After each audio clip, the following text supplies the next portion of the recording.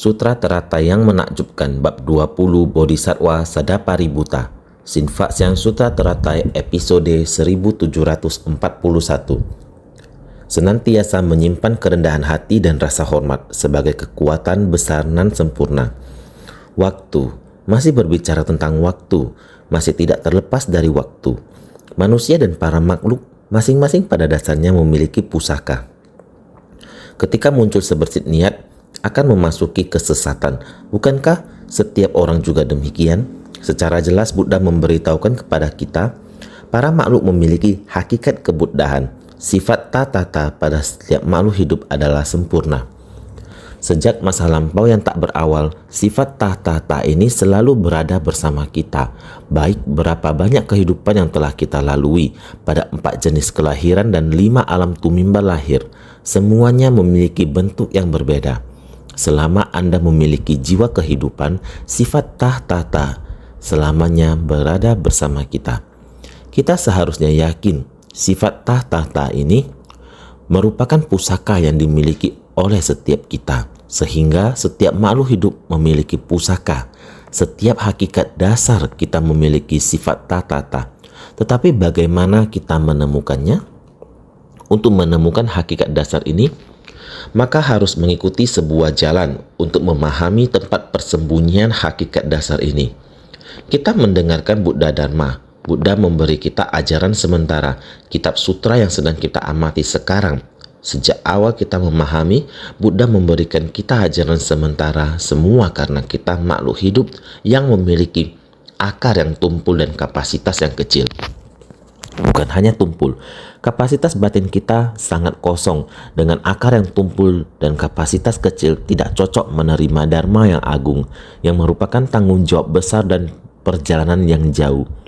Pandangan luas akan dharma yang agung ini bukanlah sesuatu yang kita sebagai umat awam bisa jalankan. Sehingga beliau harus memberikan ajaran sementara bagaimana cara untuk membimbing setiap orang agar terlepas dari 5 alam tumimba lahir.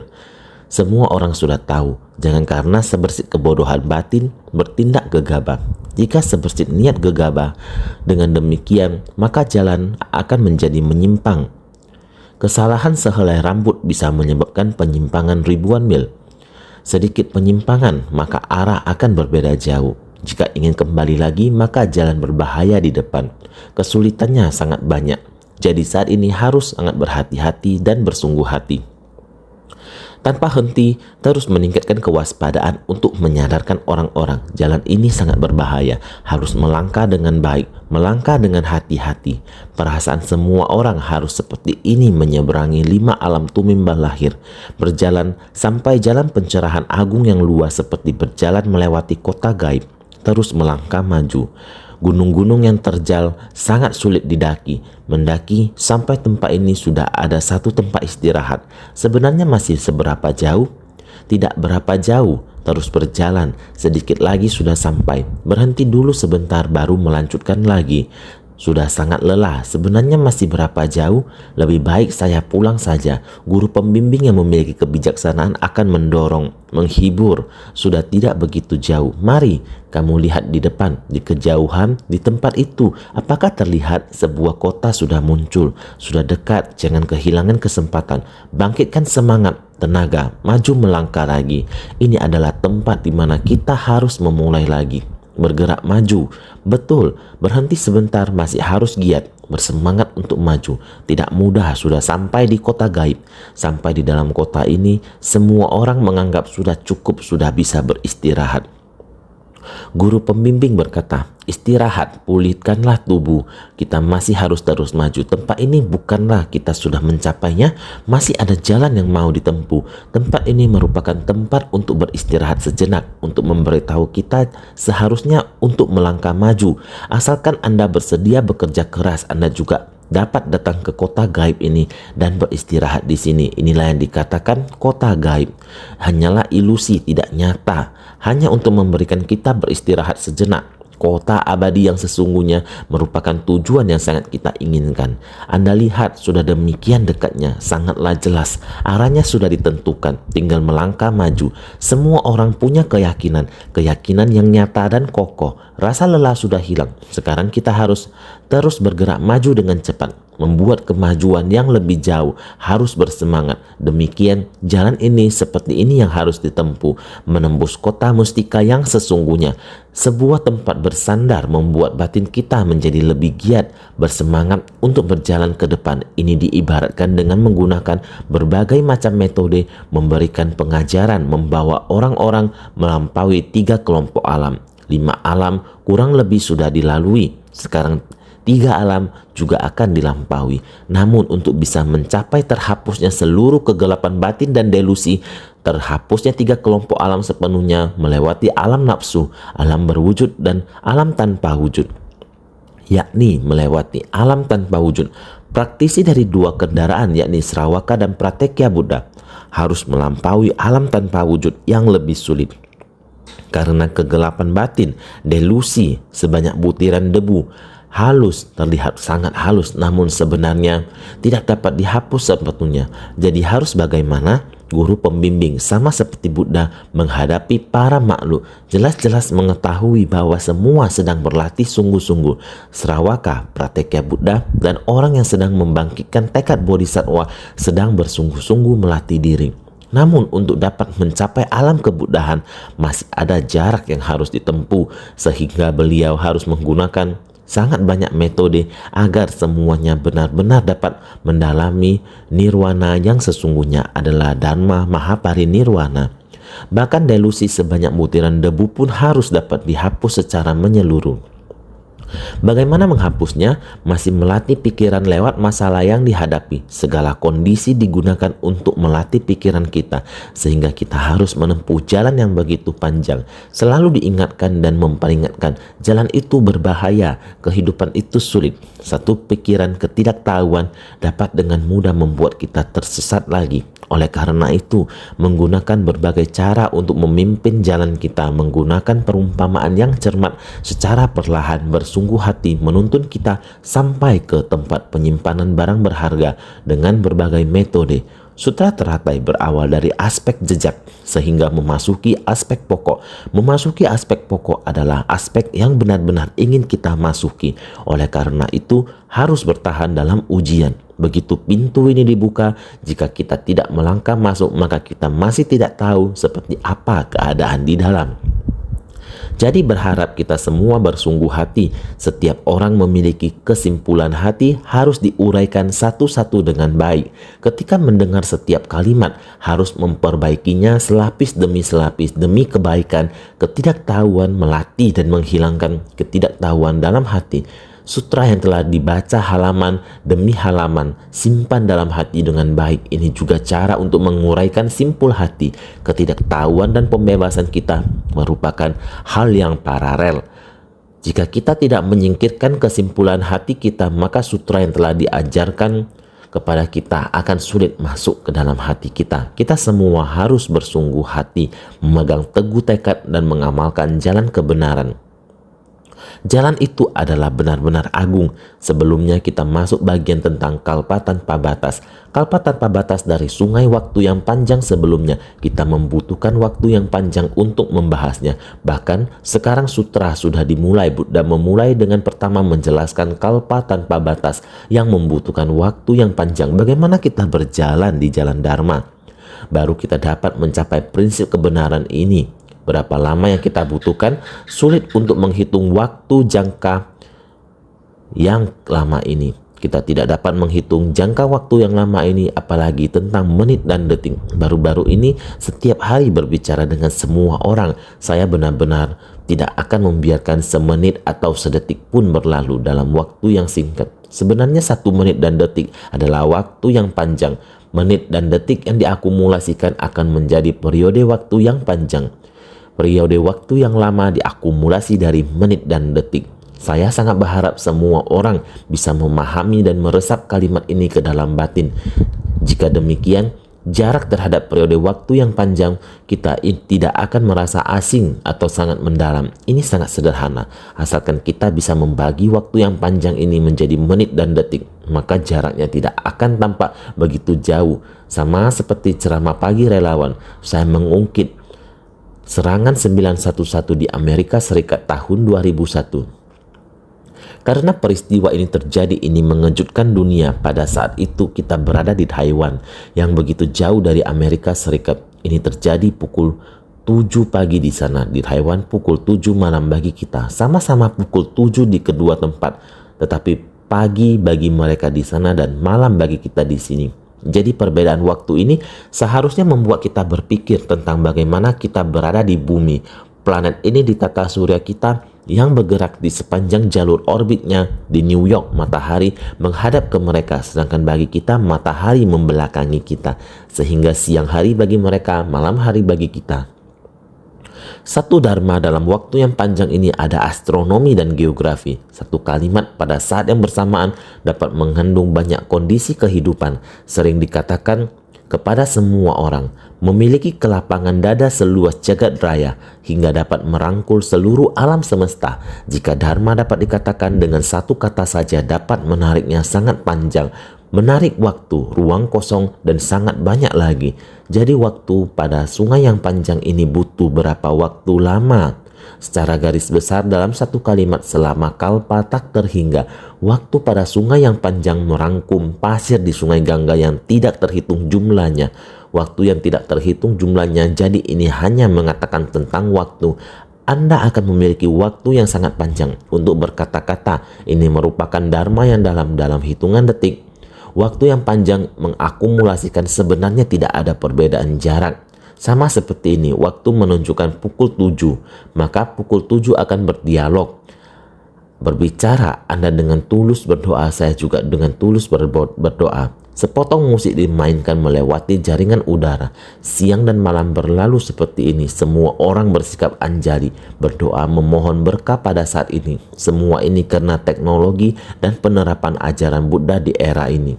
Kita dapat dengan cepat memahaminya. Jadi puncak burung nasar ada di hatimu dan di hatiku. Tidak perlu mencari Buddha jauh-jauh ke puncak burung nasar, sebab puncak burung nasar berada di dalam batin kita. Dalam batin setiap orang terdapat sebuah pagoda puncak burung nasar. Akan baik-baiklah membina diri di dalam pagoda puncak burung nasar ini. Setiap hari kita dapat mendengarkan dharma, segera mendengarkan dharma, melihat orang mendengarkan dharma, melakukan kegiatan sambil mendengarkan dharma, kicauan burung dan dengungan serangga. Ini semua merupakan suara membabarkan dharma. Kita di depan bab 9 sudah dikatakan, tidak peduli di lembah gunung yang berapa dalam adalah suara itu. Suara angin, burung. Burung sudah keluar, panggilan suara burung, suara serangga dengan kicauan burung. Di tempat itu gabungan suaranya adalah suara dalam yang menakjubkan.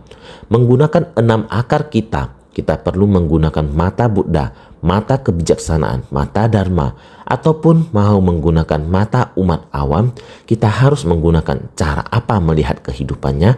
Kita mau menggunakan telinga apa mendengar suaranya. Ini di bab 19 kita sudah mendengarnya. Oleh karena itu saat ini mau lanjut dibahas, batin harus siap sedia dari dulu diambil kembali. Jangan ada perbedaan waktu, jangan ada jarak. Kita masih menyambung dari awal sampai sekarang. Puncak burung nasar tidak jauh dari batin kita. Oleh karena itu harus terus giat, jangan ragu-ragu, harus terus maju. Saya mau memberitahu kalian semua, para bodhisattva dalam pembinaan diri berorientasi pada Buddha, Dharma, dan Sangha. Berlaku bakti dan menghormati secara mendalam pada ayah, bunda, dan guru atas budi luhur mereka. Senantiasa menyimpan kerendahan hati dan rasa hormat pada orang rendahan ataupun orang mulia. Semuanya menuruti bimbingan secara benar. Inilah kekuatan besar nan sempurna. Bagian naskah ini tidak dapat dipisahkan saat kita menjadi manusia ataupun saat melatih diri. Bahkan para bodhisattva menganggap seluruh dunia sebagai rumahnya dan semua para makhluk sebagai keluarganya. Oleh karena itu, semua para makhluk hidup terutama yang lebih tua harus kita anggap sebagai orang tua kita. Mereka yang seusia dengan kita anggap sebagai saudara. Dengan hati seperti ini kita tetap harus memiliki sikap penuh hormat, harus memiliki tabiat demikian dalam pelatihan diri kita. Oleh karena itu, para bodhisattva dalam pembinaan diri berorientasi pada Buddha, Dhamma, dan Sangha. Kita harus menghormati dan penuh penghormatan, seperti kita berbakti kepada orang tua yang telah melahirkan dan membesarkan kita. Tubuh dan kehidupan kita berasal dari orang tua, perpaduan dari sperma ayah dan telur ibu. Sebab dan kondisi demikian yang membentuk tubuh kita. Tubuh kita bisa bertemu dengan ajaran Buddha, masuk ke dalam Dharma, memperoleh kebijaksanaan unggul, memahami kebenaran sejati dan prinsip kebenaran. Kita harus selalu merasa sukacita dalam Dharma. Maka terlebih dahulu kita harus sangat bersyukur kepada orang tua kita, berbakti dan menghormati kebaikan mereka. Barulah kemudian bersyukur dan berterima kasih kepada guru-guru kita. Orang tua telah melahirkan kita, namun jika kita tidak memiliki arah, kita akan tetap tersesat di dunia ini. Kita hidup kebingungan di dunia ini. Karena adanya guru mendidik kita sejak kecil setingkat demi setingkat, dari SD, SMP, dan SMA hingga kuliah, memberikan pengajaran setingkat demi setingkat. Jika tidak, bagaimana kita ada pencapaian sekarang ini? Terutama di dunia ini, semua diajarkan oleh guru kita. Maka di antara 3 orang yang sedang berjalan bersama, pasti ada orang yang patut saya jadikan guru. Setiap orang adalah guru saya. Oleh karena itu, budi luhur ayah dan bunda serta guru, budi ayah, bunda, dan budi guru, kita harus membalas semua budi tersebut. Maka senantiasa menyimpan kerendahan hati dan rasa hormat terhadap senior kita. Kita harus senantiasa menyimpan kerendahan hati dan rasa hormat, harus menghadapi setiap orang dengan mentalitas yang sama, menggunakan orang rendahan ataupun orang mulia, semuanya menuruti bimbingan secara benar. Inilah kekuatan besar nan sempurna. Karena sekarang kita akan ke bagian selanjutnya. Buddha Sakyamuni memulai dengan Mahastama Prata sebagai orang yang memiliki kapasitas yang sesuai untuk menerima pembabaran Dharma. Selanjutnya perlu dikatakan adalah tentang Sadapaributta. Sadapaributta tidak pernah meremehkan satu orang pun. Jika kita dapat terlebih dahulu memahami tentang bagian ini, tindakan Bodhisattva Sadapaributta tidaklah aneh. Jadi, jika kita dapat memahami ini, naskah sutra sebelumnya telah mengatakan Tathagata, Arahat, Samyak Sambuddha, Widyacarana, Sampana, Sugato, Lokawidu, Anutaro, Purisa, Dhammasarati, Sata Dewa Manusanam, Buddha, Bhagawan. Demikian secara berurutan terdapat 20.000 koti Buddha, semuanya memiliki gelar yang sama. Sutra Teratai bab 20 Bodhisattva Sadapaributta. Semua orang seharusnya masih ingat Buddha Bhisma Garjitaswara Raja. Selanjutnya naskah sutra kembali mengingatkan, setelah Buddha Bhisma Garjitaswara Raja yang pertama memasuki parinirwana dan periode Dharma sejati berakhir. Dalam periode Dharma mirip terdapat para biksu dengan keangkuhan berlebihan dan memiliki kekuatan teramat besar. Pada saat itu terdapat seorang biksu bodhisattva bernama Sadapaributta. Sakyamuni Buddha menjelaskan tentang Buddha Bhisma Garjitaswara Raja. Dari zaman kuno, masanya sangat panjang, jumlah kalpa tak terlukiskan sangat panjang selama banyak kehidupan berturut-turut. Sudah ada 2 triliun Buddha, berbagai julukan yang sama di dunia yang begitu lama. Buddha Bhisma Garjitaswara Raja sudah ada selama kehidupan akumulatif. Setelah Buddha Bhisma Garjitaswara Raja pertama memasuki parinirwana, datanglah periode Dharma sejati dan Dharma mirip. Secara bertahap berakhir. Setelah ini datanglah periode Dharma mirip. Selama periode ini Dharma sejati telah berangsur-angsur menurun. Di periode ini Buddha Dharma tampaknya masih ada karena banyak penampakan Buddha Dharma terus diwariskan. Buddha Dharma masih diwariskan di dunia ini. Jadi pada saat itu meluas ke banyak biarawan, ada banyak biksu dan biksuni yang terus muncul. Namun para praktisi spiritual pada saat itu seiring waktu semakin menyimpang dan menjadi semakin sombong. Terdapat para biksu dengan keangkuhan berlebihan dan memiliki kekuatan teramat besar.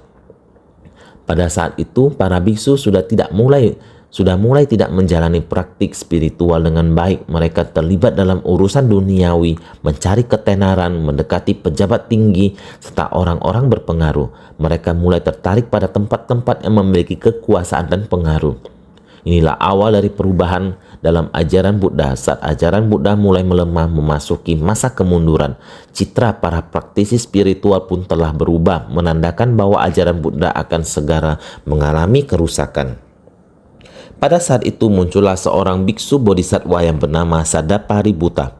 Ketika ajaran Buddha dalam krisis, seorang biksu muncul di dunia, berusaha mencari cara agar ajaran Buddha dan Dharma yang benar dapat diperkenalkan kembali kepada semua orang.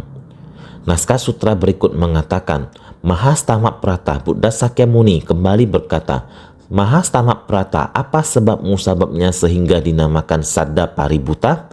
Biksu ini asal bertemu orang baik, biksu, biksuni, upasaka ataupun upasika akan bersujud hormat dan memberi pujian pada mereka semua. Sutra Teratai bab 20 Bodhisattva Sadapaributta. Dialah seorang yang bernama Sadapaributta.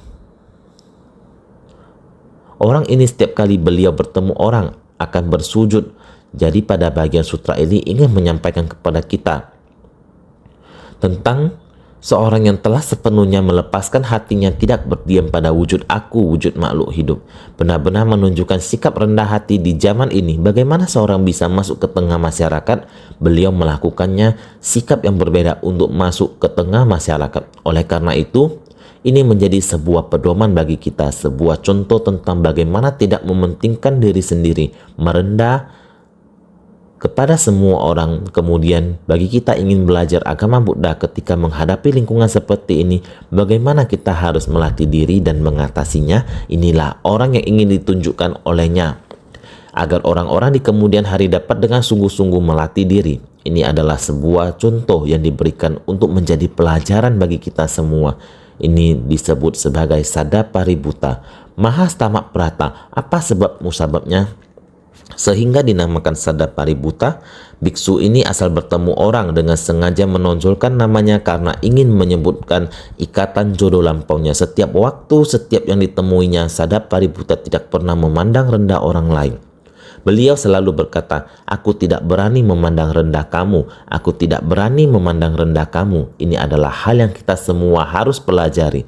Kita tidak boleh meremehkan hal kecil apapun, tidak boleh menganggap remeh kecil, meremehkan siapapun, tidak peduli seberapa kecil atau rendahnya mereka, tidak boleh meremehkan mereka. Inilah yang dikatakan kepada semua orang di awal. Jika kita ingin mengenal Sadapaributta, pertama-tama kita harus memahami apa yang ingin ditunjukkan kepada kita, apa yang ingin disampaikan kepada semua orang. Agar mengetahuinya, maka kita hendak memahaminya. Oleh karena itu, karena ingin menyebutkan ikatan jodoh lampaunya, beliau ingin berbicara tentang orang yang rendah hati dan yang mengecilkan ego. Bodhisattva ini dengan ikatan jodoh lampaunya tidak peduli kapanpun, selama dia melihat atau bertemu seseorang, dia memperlakukan mereka dengan hati yang sama. Oleh karena itu, baik biksu, biksuni, upasaka ataupun upasika akan bersujud hormat dan memberi pujian pada mereka semua. Dalam periode Dharma mirip terdapat 4 kelompok murid pada periode Dharma mirip. Biksu Sadapaributta ini menjalankan praktik bodhisattva. Setiap bertemu orang selalu memberi penghormatan dengan tulus, mengucapkan pujian bagi mereka. Sadapaributta saat melihat siapapun, maka beliau akan sangat menghormati mereka, sehingga para biku bikuni mereka juga berada dalam periode Dharma mirip, juga termasuk upasaka upasika yang berada dalam kelompok ini. Siapapun yang dilihatnya, maka beliau akan bersujud hormat. Dia akan sengaja berjalan di hadapan mereka, memberi sujud hormat. Sadapaributta akan memberi penghormatan asalkan mereka yang mempelajari ajaran Buddha. Para upasaka upasika yang belum meninggalkan keduniawian pun, asalkan mereka mempelajari ajaran Buddha, maka dia akan bersujud dengan hormat di hadapannya. Saya tidak akan berani meremehkanmu karena kamu akan menjadi Buddha. Anda akan mencapai kebuddhaan di masa mendatang. Ini merupakan kebiasaannya. Setelah melihat orang dengan ketulusan yang berasal dari dalam hatinya, beliau akan bersujud. Ada orang yang melihatnya, sering melihat orang ini, biksu Sadapaributta. Ketika melihat orang memberi penghormatan ke arah orang itu, ada orang yang akan merasa sangat membencinya, mendorongnya pergi. Ada orang yang memukulnya, ada juga orang yang melemparinya dengan batu. Seperti ini situasinya, beliau masih saja tidak berubah. Warna wajahnya pun tidak berubah, masih saja rendah hati, tetap melakukan hal yang sama, bersujud lagi dan lagi, kemudian memberi pujian. Saya tidak berani memandang ringan Anda, karena Anda di masa mendatang juga bisa menjadi Buddha. Di bagian ini mengatakan Biksu Sadapaributta menjalankan praktik bodhisattva. Setiap kali bertemu orang selalu memberikan penghormatan dengan tulus, mengucapkan pujian bagi mereka. Inilah bodhisattva ini. Beliau melatih diri dengan metode ini. Jadi kita harus melatih diri, asalkan sebersih niat pikiran kita dikemas dengan baik. Tidak peduli terhadap orang ataupun terhadap benda, harus memiliki hati penuh hormat. Apalagi terhadap biksu-biksuni yang memiliki wujud rupa, kita tidak memiliki perlu perbedaan apakah mereka melatih diri atau tidak. Selalu menghormati dan memberikan pujian sudah benar. Semua ini merupakan metode pelatihan diri. Tadi sudah dikatakan pada bodhisattva dalam pembinaan diri berorientasi pada Buddha, Dharma, dan Sangha. Berlaku bakti dan menghormati secara mendalam kepada ayah dan bunda, seperti ayah bunda dan guru atas budi luhur mereka. Kita harus bersikap yang sama, sikap menghormati dan mengasihi seperti itu.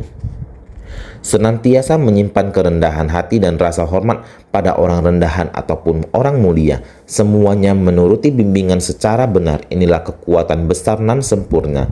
Hanya dengan demikian, kita sebagai manusia jika bisa melakukan sampai tahap ini, berarti suatu kesempurnaan besar. Anda berada di tengah masyarakat yang sangat keras. Asalkan kita mempunyai sopan santun terhadap orang lain, dengan demikian akan berbalik. Pencapaian kita juga dapat menaklukkan orang lain, juga bisa dihormati, sehingga orang yang menghormati menjadi orang yang dihormati. Hanya saja meminjam waktu berapa lama tidak dapat diukur. Jangan perhitungan dengan waktu. Jadi di tempat ini, bab ini akan terus dibahas sampai waktu yang lama. Adakah kita ingin membina diri? Jangan perhitungan dengan waktu. Hal yang benar masuk ke dalam batin kita. Jika kita menjadikannya menjadi kebiasaan, berarti sikap kita ketika ingin melakukan sesuatu hal kepada orang lain. Semoga semua orang bisa memahami dari naskah sutra untuk belajar bersikap di dalam kehidupan kita. Ini dinamakan belajar ajaran Buddha, senantiasa bersungguh hati.